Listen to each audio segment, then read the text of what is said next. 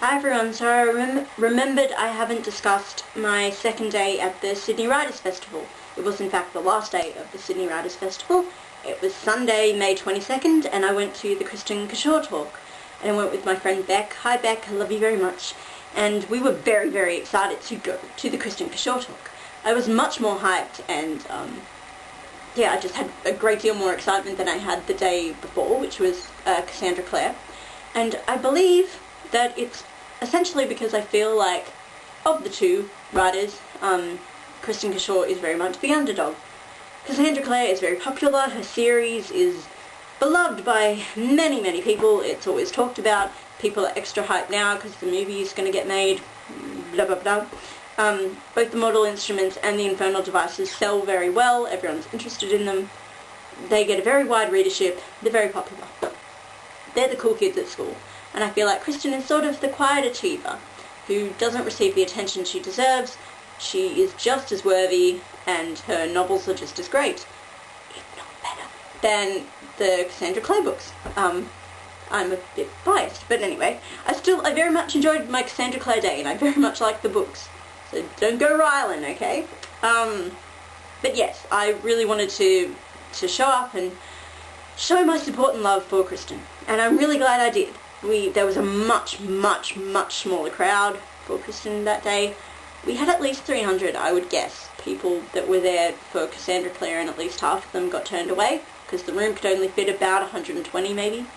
And we were in that same room the next day for Kristin's talk, and there were maybe 50 people, maybe. Could have been a bit more or a bit less. I really suck at judging crowd numbers, but yeah, not many people, but we were very attentive and considerate. I think we were a nice crowd, and I know I was trying to send out auras of love and support towards her. I was in the second row, and I was just spent the whole time getting blown away. Just thought she was amazing.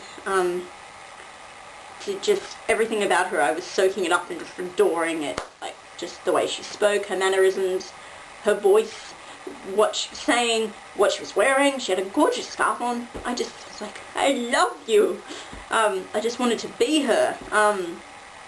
And Judith Wright was the interviewer, and she herself is a very passionate fan of the books and of Kristin's writing, which is excellent, because that made the questions that much more personal, I suppose, and interesting and direct, because she knew what she was talking about, she assumed we did, so there were spoilers going on, no one really cared.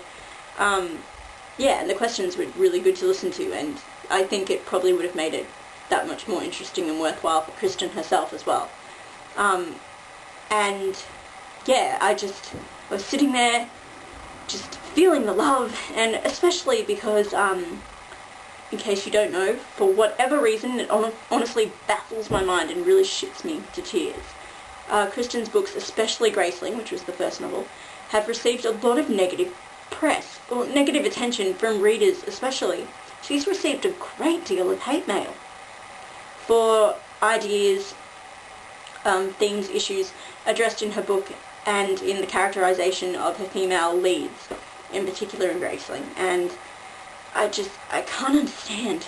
People are pissed off at the fact that Katza, as a heroine, doesn't want to get married or have kids and enters into a sexual and romantic relationship with Poe, with the two of them aware that she's not going to make that kind of commitment, she doesn't want to, and she's not going to change her mind, etc., etc.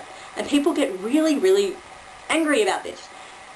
And whatever, if that's your opinion in life, that's fine, but just the way in which it's handled in the book, it's not treated as this, I don't perceive it as this act of defiance or anything for its own sake. I've just never understood the vehemence and violence of anger that people seem to be directing towards it. I've been astonished at the kind of stuff I've read on Goodreads and things, and you could really tell that it's affected Kristin too, because she seemed genuinely upset and uncomfortable when she mentioned it a few times in answers that she gave. Judith addressed questions towards her about the idea of feminism in her novels and whether it's a conscious decision to put that slant on things.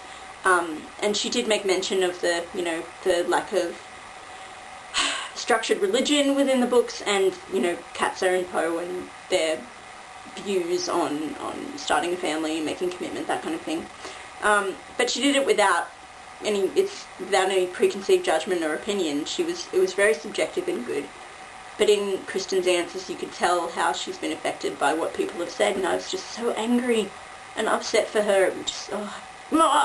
Because that, in fact, was one of the things I loved the most about Graceling, because for me, it spoke to me personally, because it was something I could connect with very strongly. I have the same views, and that made me happy. So I guess it's understandable that if it connected so strongly with me in a positive way, it could do the same for people in a negative light, but anyway. And I got to ask a question, which was great. I didn't get to with Cassandra Clare, and I worded it as like it was a compliment with a question tacked on at the end. And I said that I love Katza and Poe's relationship. I think it's very special and unique and really important to me, and it will always stand out in my memory. And then I said, did she have any relationships that she's felt the same way about in her reading? And she mentioned On the Jellicoe Road, or Jellicoe Road to American readers. I'm not sure who the characters are in that, I've yet to read it, but she said, and that isn't just because you're here, Melina. And I thought she was looking at me, and I thought, I'm not Melina Marchetta, what are you talking about? And then I looked to my left, and Melina Marchetta's sitting there, and I didn't even know. So, like, this famous Australian young adult author is just sitting there, and I'm like, Melina, go figure. I love that she was showing support, that was great.